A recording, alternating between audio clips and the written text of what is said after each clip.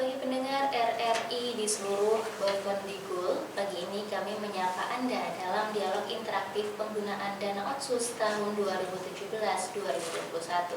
Edisi siaran hari ini Selasa 2 Agustus 2022 bersama saya Septiani Nurjana. Pendengar di seluruh Kabupaten Bovendigul dan sekitarnya, dialog interaktif ini merupakan kerjasama antara Radio Republik Indonesia Bovendigul dan Kementerian Komunikasi dan Informatika Kabupaten Bovendigul dengan pembahasan penggunaan dana Otsus tahun 2017-2021 yang mana pada kali ini kami menghadirkan Dinas Pengendalian Penduduk dan Keluarga Berencana. Pendengar Pro 1 Kabupaten RRI Kabupaten Bovendigul, hari ini sudah hadir di studio kami dua narasumber kami, yakni Kepala Dinas Pengendalian Penduduk dan Keluarga Berencana Kabupaten Bovendigul, Dr. Viviana Maharani. Ya, selamat pagi Ibu. Selamat pagi. Ya. Dan kemudian narasumber kedua ada Ibu Maria Goretika Kerot selaku Kabid Keluarga Berencana Dinas Pengendalian Penduduk dan Keluarga Berencana Kabupaten Bovendigul. Selamat pagi Bu. Selamat pagi. Iya, nanti kita akan berbincang dengan dua narasumber kita. Namun kami juga mengajak pendengar dalam dialog interaktif ini, kami juga memberikan kesempatan kepada pendengar untuk ikut bergabung, memberikan pertanyaan, saran maupun kritik di telepon kita 0811 4988 666 atau juga bisa mengirim pesan melalui WhatsApp di 0811 4988 222. Nah baik pendengar, saya langsung mau tanya nih ke Dr. Vivi. Untuk penggunaan dana Otsus di tahun 2017 sampai 2021 ini dari Dinas Pengendalian Penduduk dan Keluarga Berencana ini seperti apa? Terima kasih Mbak atas pertanyaan. Dana Otsus digunakan sesuai dengan peraturan pemerintah pengganti Undang-Undang Republik Indonesia Nomor 1 Tahun 2008 tentang perubahan atas Undang-Undang Nomor 1 Tahun 2001 tentang otonomi khusus bagi Provinsi Papua. Berdasarkan undang-undang ini ada petunjuk teknis dalam penggunaan anggaran, dan kami di Dinas BPKB mendapatkan dana Otsus itu 3 tahun, yaitu 2017, 2018 dan 2019. Adapun rincian dana masing-masing tahun itu 2017 kami mendapatkan dana 406.656.750. Tahun 2018 dana Otsus kami dapat sejumlah 560.381.500, dan terakhir 2019 kami mendapatkan dana Otsus 1.023.278.635.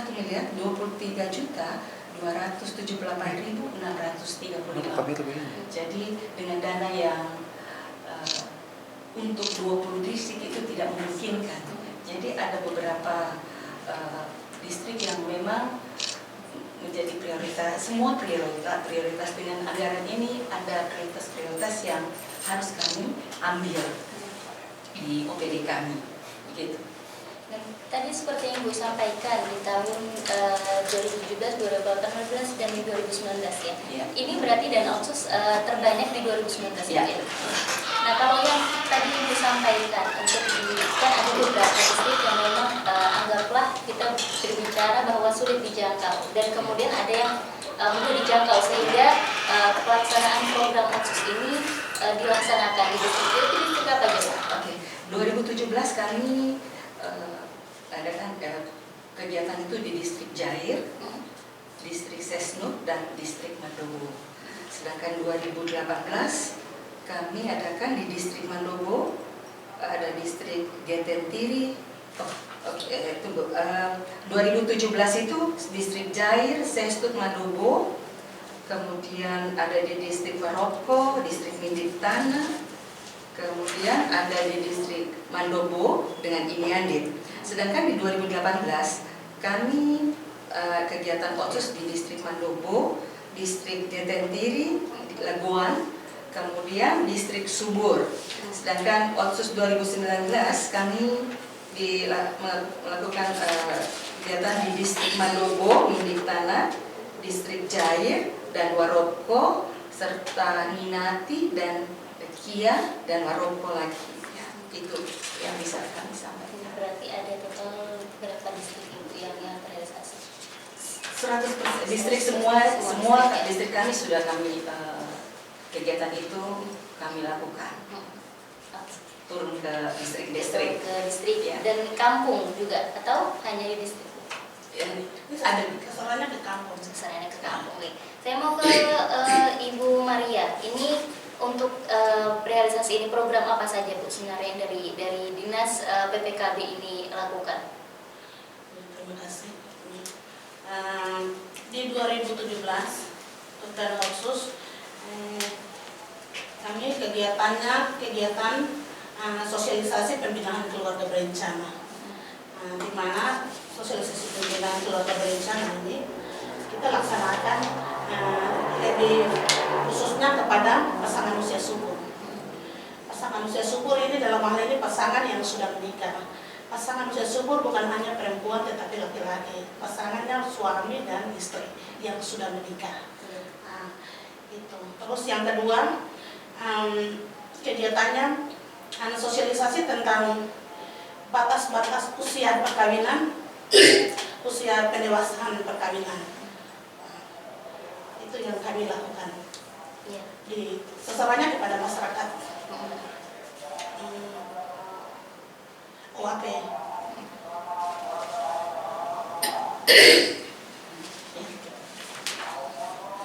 Berarti untuk program ini saja, maksudnya program ini itu seperti apa sih rangkaiannya atau seperti apa secara tekniknya di lapangan? Ya, secara teknisnya di lapangan kita melakukan sosialisasi karena tugas kami hanya memberikan KY kepada masyarakat OAP yang ada di kampung. Sasarannya dan autos ini lebih sasarannya ke kampung, sehingga kita melakukan sosialisasi tentang ini pendewasaan usia perkawinan dan pembinaan ini keluarga berencana ini sendiri.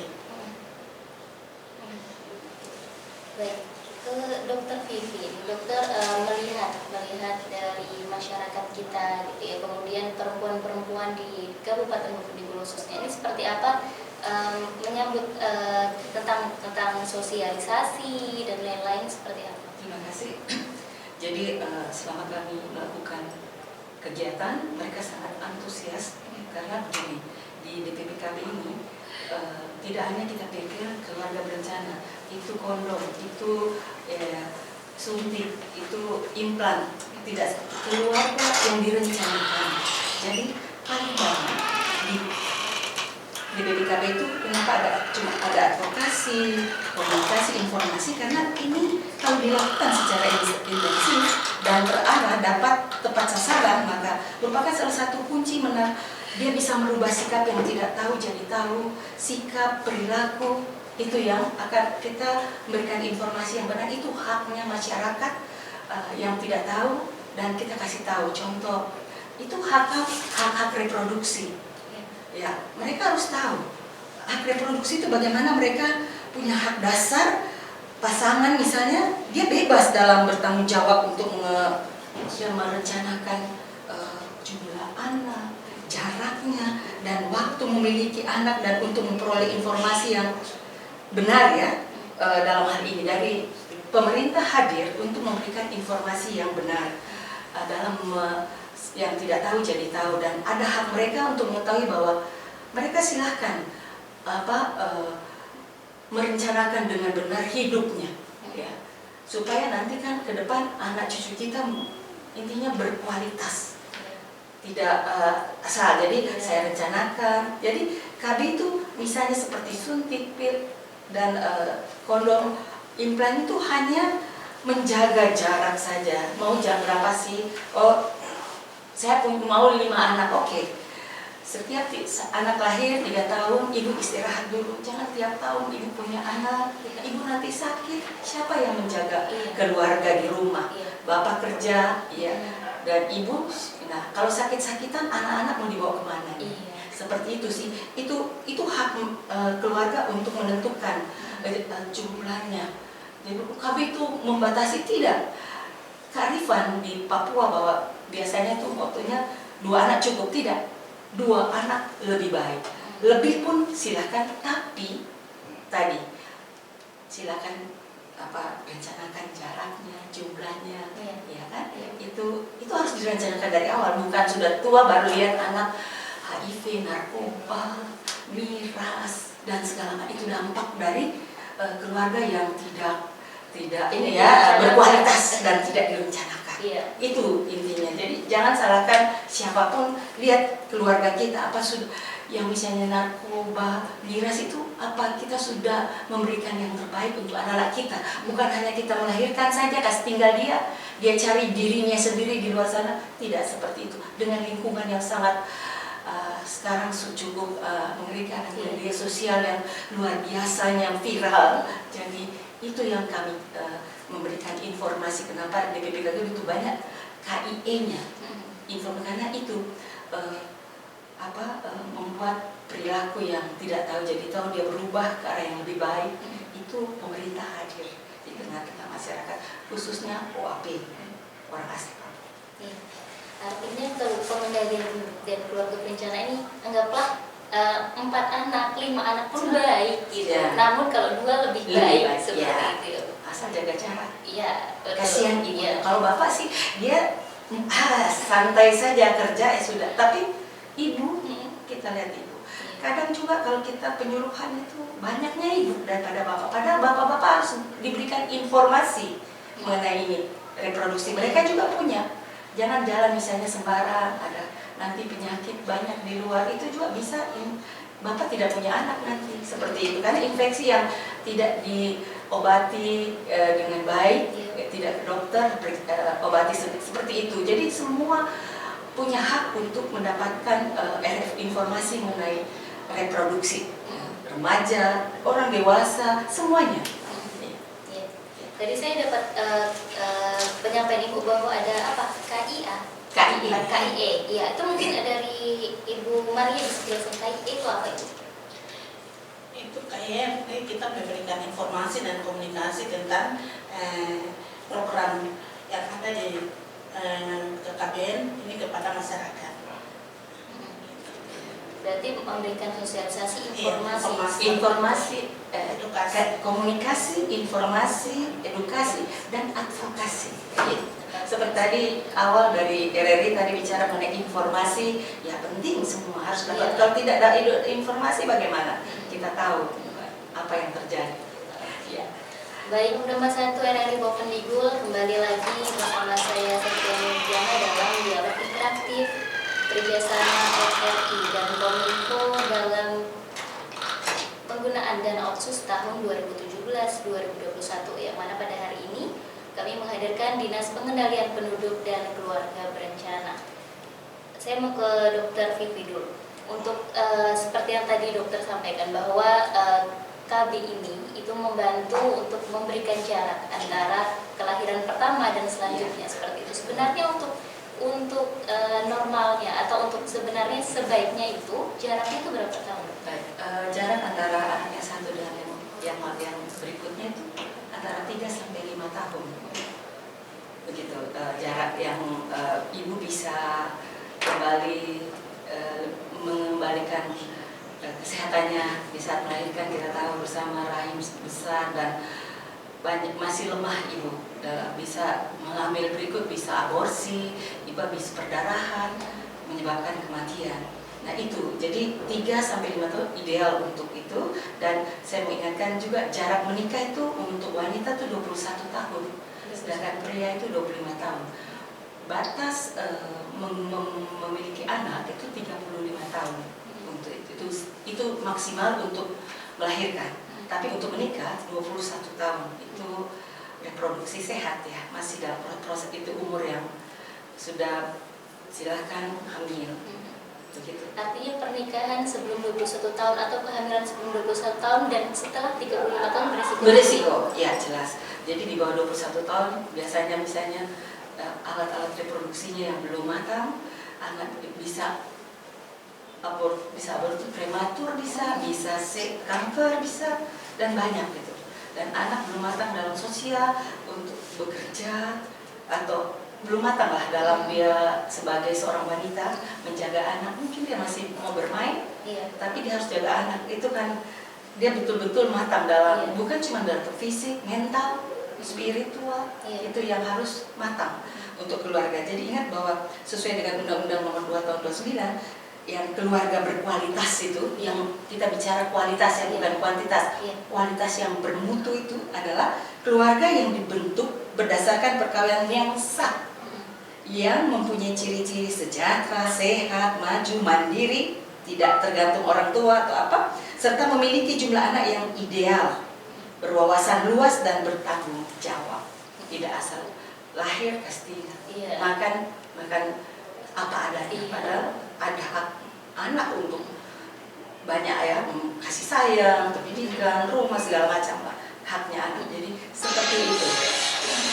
Artinya memang dari namanya pernikahan itu kan ada perencanaan yang matang, kemudian mungkin dari mental seperti yang tadi Ibu sampaikan, sebelum umur 21 ini kan masih mentalnya masih labil ya, seperti itu. Kemudian untuk untuk Ibu Maria, ini kan kita berbicara tentang pernikahan, kemudian tentang remaja begitu. Untuk di sini kan ada program untuk reproduksi remaja. Ini seperti apa sih Bu sebenarnya untuk memberikan wawasan kepada remaja tentang kesehatan ini? Baik, terima kasih.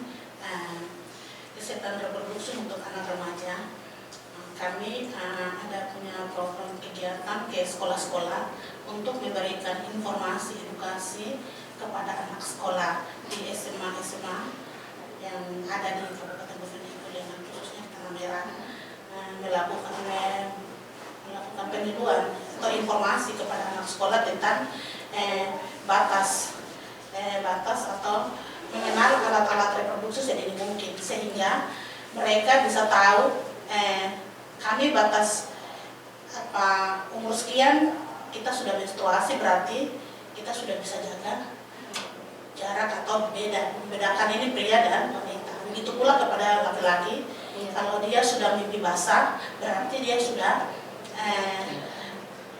masuk dalam remaja, sehingga mereka ada batas-batas berteman, tetapi ada batas-batas untuk tidak terjadi hubungan antara teman dengan teman di dalam sekolah, sehingga itu kita sudah melakukan sosialisasi atau memberikan penyuluhan kepada anak-anak sekolah itu.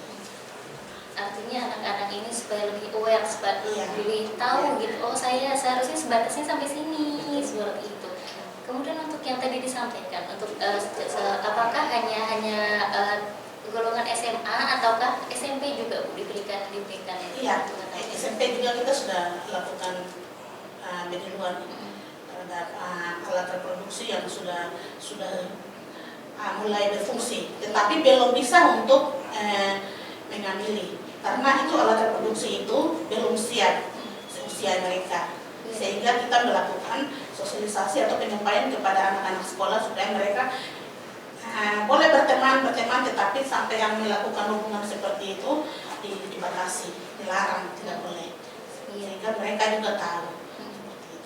Karena kalau kita melihat di lingkungan ini kan sekarang untuk perempuan menstruasi itu kadang tidak menunggu SMA begitu. Iya. Kadang SMP atau SD bahkan sudah ada.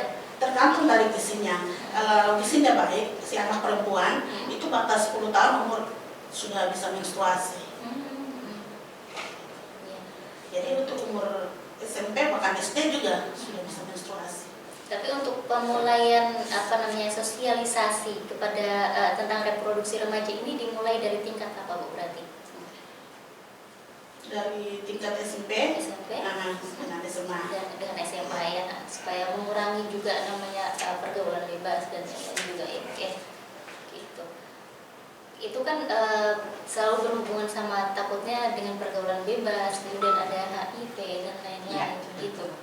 Jadi anak-anak ini harus tahu betul dari ibu kami katakan bahwa masa menstruasi itu kita bisa hamil nanti. Mereka mungkin tidak tahu main satu kali saja, tidak.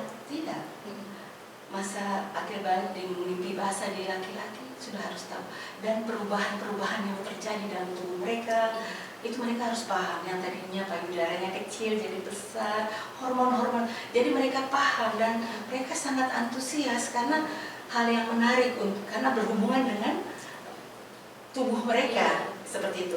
Bukan hanya remaja, juga ibu-ibu rumah tangga pun kami melakukan penyuluhan alat reproduksi karena berhubungan dengan cara kerja dari hormon dari obat-obat KB ini. Dalam hal ini misalnya suntik, kerjanya bagaimana. Jadi itu harus mereka paham juga, dan penting untuk ibu-ibu yang punya anak remaja, pengetahuan untuk mereka agar mereka juga bisa melihat itu untuk anak laki dan anak perempuan. Oh ada jakun, dia sudah terjadi perubahan suara, itu kan sudah terjadi masa akil balik, masa mimpi basah untuk anak laki-laki. Sedangkan wah menstruasi ya, ibunya sudah paham, ibu lebih sudah semakin jaga aware bahwa oh anak saya nih, oh ya anak saya itu hal itu yang terjadi. Jadi dan komunikasi, informasi, edukasi ini tidak boleh hanya sekali saja. Bahwa itu berulang karena ini merubah perilaku manusia dan memberikan pemahaman yang benar. Begitu. Untuk yang sosialisasi ini, untuk yang ke remaja ini sudah berapa kali sih dilakukan? Mulai dari 2018-19. Bukan hanya dana otsus, kan kami punya DAU, BOKB, jadi dan ingat kami juga bukan hanya itu, ada UPPKS, usaha pendidikan pendapatan keluarga di KB. Kan kadang pikir tidak nyambung ya, keluarga berencana ekonomi. Nyambung karena keluarga UPPKS adalah kumpulan dari aseptor yang kumpulan dari yang ikut KB itu, kemudian bentuk kelompok buat upaya peningkatan pendapatan keluarga. Kami melatih mereka untuk mendapatkan pendapatan, karena keluarga pasti butuh ekonomi ya, pendapatan ya, bagaimana cara. Dan ini memang kerja lintas sektor, kami itu kerja lintas, punya mitra yang banyak, tapi tergantung bagaimana ya masing-masing ya. Kita ayo bicara bersama, karena saku itu kalau cuma satu itu sulit cepat bersih, tapi kalau diikat jadi satu banyak itu cepat. Jadi bagaimana OPD ini terkait dengan yang satu dengan yang lain, masing-masing kegiatan itu. Ya, itu juga untuk meningkatkan kualitas keluarga. Ya, kualitas mutu dari keluarga itu. Seperti itu. Oke. Kalau ibu sendiri melihat ini di Bovendigul sendiri, ini untuk kehamilan remaja, apakah tinggi atau seperti apa sebenarnya? Kehamilannya cukup tinggi ya, dengan data yang ada ya. Jadi agak prihatin. Jadi itulah kami hadir untuk pemerintah hadir untuk memberikan pemahaman dan berbagi. Mereka mungkin tidak paham, apalagi misalnya yang tidak sekolah, mereka tidak ada di SMP, SMA yang kita datangi, dan kami kan sangat terbatas dalam memberikan penyuluhan. Anggaran yang mau dibilang terbatas, semua terbatas, tapi bagaimana cara kami ada kelompok gitu, kami punya kelompok-kelompok di masyarakat, kayak ada bina keluarga balita, remaja, lansia, ya, ada PPKS, itu kelompok-kelompok yang ada di masyarakat, PKBD, sub-PPKBD, itu juga perpanjangan kami. Ya, kami memberikan pemahaman, dan nanti kader yang akan memberikan pemahaman ke masyarakat. Itu sih, karena dengan keterbatasan SDM yang ada, kami harus mempunyai kader yang banyak di masyarakat. Iya. Seperti itu. Apakah kemudian kelompok masyarakat ini atau kader-kader ini juga bisa dibilang didanai oleh dana otsus kah atau dana apa dari universitas ini? Untuk kader ini kami tidak danai mereka, karena kader ini kan sukarela, sukarela mereka. Jadi mereka kerja untuk mereka sendiri di kampung itu, seperti itu. Jadi mereka tidak punya dana. Kader itu kan dari oleh untuk masyarakat. Jadi yang mereka yang tunjuk siapa kader di situ, saya mau melayani banyak masyarakat, itu masing-masing orang kan punya jiwa untuk melayani ya. Jadi itu terpilih kader yang yang akan membantu masyarakat perpanjangan tangan dari OPD. Ya, kami mengumpulkan kader, melatih itu, nanti kader akan memberikan pemahaman itu kepada masyarakat. Ya. Untuk satu kelompoknya itu ada berapa orang biasanya? Bisa sampai 10. Bisa sampai 10, berarti cukup banyak ya Bu? Cukup banyak ya. Untuk bagaimana memberikan informasi kepada masyarakat tentang pedulian minimal terhadap diri sendiri, ya, kemudian keluarga, untuk keluarga ya. Contoh yang hidup misalnya berbatas ya, contoh di kader, hidup kader itu keluarganya bagaimana ya, itu kita harus beri contoh panutan di kampung itu. Kalau untuk kader sendiri Bu, apakah hanya dari sosialisasi atau juga mungkin seperti apa ya, kalau kita bisa bahasakan seperti kita taruh untuk KB di situ, kemudian mereka perpanjang tangan kepada masyarakat atau seperti itu? Iya, ada seperti itu. Kita latih kader ini melapor gitu ya. Jadi seperti itu. Tapi nanti juga dari mitra kami yang sangat ini ya, yang sangat dekat, yaitu kesehatan.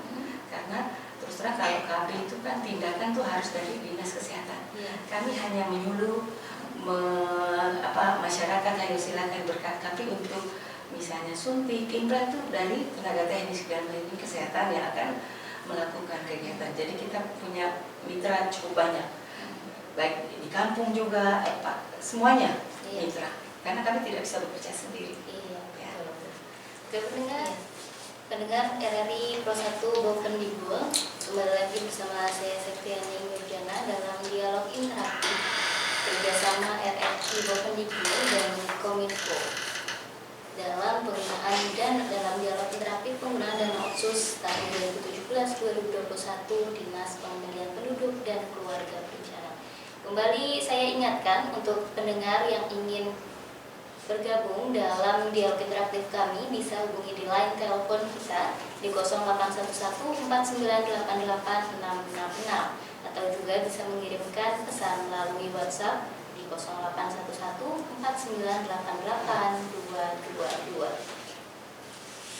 Tadi seperti yang sudah disinggung oleh Dr. Vivian tentang membangun keluarga sejahtera. Ini kan apakah hanya kepada ibu rumah tangga atau kepada memang seluruh keluarga atau seperti itu? Keluarga sejahtera berarti sekelompok orang yang ada dalam satu keluarga, ibu, bapak, anak, ya. Jadi itu mengenai keluarga. Sedangkan tadi yang ditanyakan bahwa keluarga sejahtera itu sesuai dengan menurut BKKBN ya, berdasarkan Undang-Undang Republik Indonesia tahun nomor 52 tahun 2009 itu, keluarga yang dibentuk tadi berdasarkan perkawinan yang sah, ya, mampu memenuhi kebutuhan hidup, spiritual dan material yang layak, yang memenuhi kebutuhan spiritual yang layak, bertakwa kepada Tuhan yang Maha Esa, memiliki hubungan yang serasi dan selaras, seimbang dalam keluarga itu. Itu jadi kita terjemahkan itu bagaimana? Lihat di misalnya masjid, gereja, semua sah, ya, mental, spiritual, semua materi tidak bagaimana ya, materi tidak ada, itu pasti tidak sejahtera, ya kan? Tidak bekerja ya, itu yang kenapa menikah itu harus betul matang, punya pekerjaan. Orang bisa saja bikin anak umur sekian suka-suka, tapi tidak direncanakan nanti hasilnya tidak sesuai dengan apa ya, nanti menyesal di hari tua. Kenapa anak-anak mabuk ini, kenapa anak-anak ini miras, narkoba, ganja, ada masalah di mana? Karena mereka dibentuk dari keluarga, memang dengan lingkungan. Tapi kalau kita kuat di keluarga itu bisa, maksudnya ya kita masuk, tapi kuat, sudah kuat secara mental, spiritual, itu sudah dari rumah. Tapi rumah ibu bapak, paf-puf, KDRT dan lainnya, anak mencatat seperti itu. Bapak pulang mabok, merokok, apa semua, itu catatan, orang tua bisa, saya juga bisa. Contoh ya, itu yang seperti ya, sejahtera silahkan diterjemahkan. Begitu. Kemudian kalau misalnya anaknya dibilang kamu kenapa mabuk, saya gitu ayah, saya gitu. Seperti itu kan, itu biasanya. Ya, jadi seperti itu. Itu yang terjadi. Itu PR kami untuk selalu advokasi, komunikasi, informasi, edukasi dengan keadaan kami di OPD ya, upaya selalu kami dimanapun selalu memberikan pemahaman kepada masyarakat. Kita bercerita berdua, bertiga, kita akan bicara. Kalau mereka juga ingin tanya, silakan di mana saja, kayak Coca-Cola, di mana saja, kapan saja, silakan bertanya. Ya. Iya, artinya dari dinas pengendalian penduduk dan keluarga berencana ini selalu hadir gitu ya, untuk masyarakat terbuka. Gitu. Ketika memang ada kendala, bisa datang ke kantor juga, di jalan dimanapun kami ada. Kalau ini kader kadang bertanya seperti itu ya. Jadi ya itu yang terjadi. Kadernya kader juga ini kan untuk melihat secara langsung masyarakat seperti apa, pengendaliannya seperti apa ya.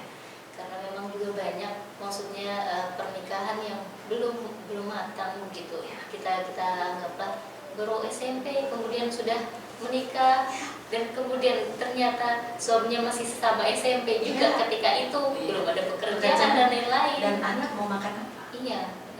Mama bapaknya belum matang secara mental juga, berkelahi. Mama minta susu, bapak mau beli di mana tidak ada uang, mabok hajar misalnya. Karena mau keluar dari masalah pada tambah masalah di saat kita minum minuman keras untuk melupakan sejenak. Tapi setelah sadar kembali lagi ke laptop, pusing lagi. Seperti itu yang terjadi. Itu yang selalu kita kasih pemahaman ke anak-anak remaja, jangan kebablasan, jangan sudah terjadi baru menyesal. Berhubungan itu jangan pikir hanya sekali saja tidak jadi, bisa di saat kau masa suburmu. Kita tidak tahu seperti itu yang kami selalu setiap ada kayak itu saya lebih senang untuk bicara mengenai reproduksi, untuk pemahaman bahwa ini loh yang terus ada dan mereka tidak tahu. Mungkin di sekolah ada ya biologi tapi tidak terlalu detail misalnya yang mendalam, tapi kami datang untuk lebih memperdalam ilmu yang ada di sekolah-sekolah. Karena kalau sekolah tentang biologi itu kan banyak, tidak hanya bukan manusia saja, iya betul. Tentang tumbuhan, tentang hewan, tentang apapun seperti itu ya. Untuk yang di program HIV nih Bu, penyuluhan penanggulangan narkoba dan HIV, ini seperti apa sih? Ya kami juga melakukan penyuluhan itu ke masyarakat karena HIV di saat COVID HIV kelihatannya hilang ya. Padahal kita harus lebih melacak pasien-pasien karena menurut saya sih ya, saya kasar agak sedikit kita konsentrasi dengan COVID. Padahal banyak masyarakat juga tidak tahu saya yang terjadi pemeriksaan itu bagaimana obatnya di instansi terkait. Jadi itu terabaikan. Nah, kami lakukan itu infeksi HIV itu kan hubungan seks juga bebas. Karena 95% di Papua itu hubungan seks untuk HIV tertularnya. Kalau di daerah barat sana kan narkoba, pakai suntik bersama-sama seperti itu ada. Jadi itu yang terjadi di kita di Papua 95% kurang lebih. Ya, tertular HIV melalui hubungan seks. Iya. Apalagi belum data kan untuk Papua itu kan HIV tertinggi. Iya betul. Jadi berhubungan dengan orang yang HIV ya, bukan orang yang tidak HIV dan ya tidak masalah. Cuma ya itu harus ya tadi sehat, harus menikah baru bisa berhubungan seks. Kalau belum ya tidak boleh. Saya pikir semua agama ya menyetujui seperti itu kan. Dan kemudian berhubungan seks dengan aman. Artinya kan sini sudah ada alat kontrasepsi dan lain-lain gitu. Tapi sudah menikah. Iya, kembali lagi kita tegaskan bahwa harus menikah dulu ya Bu. Iya. Jangan menyalahgunakan. Jangan menyalahgunakan. Dan mentang-mentang sudah ada kontrasepsi kemudian sudah di mana-mana saja kan tidak seperti itu ya. Untuk yang penyuluhan ini mungkin saya ke Ibu Maria, untuk penyuluhan sendiri apakah ke sekolah atau kepada umum atau seperti apa? Ya, untuk penyuluhan HIV kita lebih fokus kepada anak sekolah. Oke, karena memang anak sekolah ini kan akan berjenjang menjadi dewasa seperti itu. Kalau untuk yang dan Asus ini apakah di tahun 2022 ada Bu? Tidak ada. Kita cuma 3 tahun, 2017, 18 dan 19 ya. Kami tidak. Setelah itu 2020, 21, 22 kami tidak. Mungkin ada pemikiran lainnya untuk prioritas karena waktu sekarang kan sudah dari pusat ya. Jadi itu ya itu tidak kami tidak memahami. Iya. Ini karena sudah 50 menit kita berbincang ternyata tidak terasa seperti itu. Jadi mungkin ada close statement dari Dr. Vivi dulu, seperti apa? Close statement untuk masyarakat dan tentang dana otsus, penggunaan dana otsus 2017 sampai 2021. Ya, kami sangat berharap dengan dana yang minim di OPD bisa berarti untuk pengetahuan masyarakat dalam hal ini, terutama hak reproduksi, karena itu sangat penting untuk membuat keluarga itu berkualitas dan banyak dan kami harapkan juga masyarakat lebih sadar dalam memahami hak-hak mereka, dalam hal ini dalam hal ini juga hak reproduksi itu hak masyarakat untuk mengetahui, itu penting buat saya. Jadi dari situ kan akan mendapatkan kualitas sumber daya manusia yang luar biasa di Papua. Di saat kita tidak mengetahui hal itu banyak, hak reproduksi bukan hanya alat reproduksi, banyak faktor, umur, pernikahan, sehat fisik mental, dan sehatlah semuanya, itu penting. Jadi harap dengan dana yang kecil dari OPD, dibilang kecil, semua kecil katanya, tapi sudah tadi kita dengar bahwa itulah dana yang ada di DPPKB. Kami dengan dana yang kecil harap bisa membuat kegiatan yang maksimal yang bisa membuat perubahan walaupun kecil di masyarakat dalam hal perilaku, sikap dan perilaku. Oke. Saya ke Ibu Maria, mungkin ada pesan-pesan Ya. Dengan adanya kegiatan yang kita laksanakan dari sumber dana otsus ini, lebih sasarannya kepada anak sekolah dan masyarakat yang ada di kampung, dengan dana yang minim, tetapi kita bersyukur dan terima kasih kami bisa laksanakan kegiatan ini kepada masyarakat kami masyarakat OAP kami yang ada di kampung, sehingga mereka juga bisa mendapatkan informasi ini, sehingga mereka juga bisa merubah mereka punya perilaku hidup yang ada di kampung. Oke. Baik, saya berterima kasih kepada Dr. Vivi, Ibu Maria sudah berkenan hadir kemudian berbincang bersama kami di studio program Satu RRI. Ya. Baik, demikian pendengar perbincangan kami dalam dialog interaktif kerjasama RRI dan Kominfo Kabupaten Bovendigul tentang penggunaan dana otsus tahun 2017 sampai tahun 2021 dengan Dinas Pengendalian Penduduk dan Keluarga Berencana. Saya Septiani Nurjana dan kemudian saya kembali